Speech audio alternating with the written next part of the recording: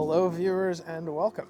You join me at the Boardman, Oregon Supercharger, where we are going to try the Magic Dock here for the first time on stall 2D.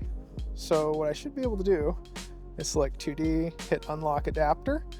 I hear it. I come over here, and what it should do is pull out the CCS actual plug. Now the neat thing about that is if you actually had a CCS car, you could just bring it in here, plug it in, charge it up, however you need to.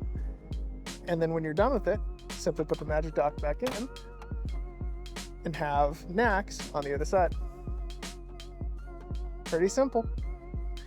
There are 8 stalls here with a nice little parking area. The interesting thing to note is there is the West Coast Electric Highway.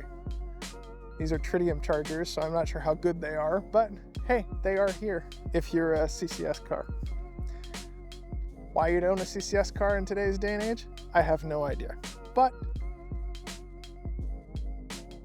there's CCS options here for you. I highly recommend just buying a NACS car. Buy a Tesla. Can't go wrong.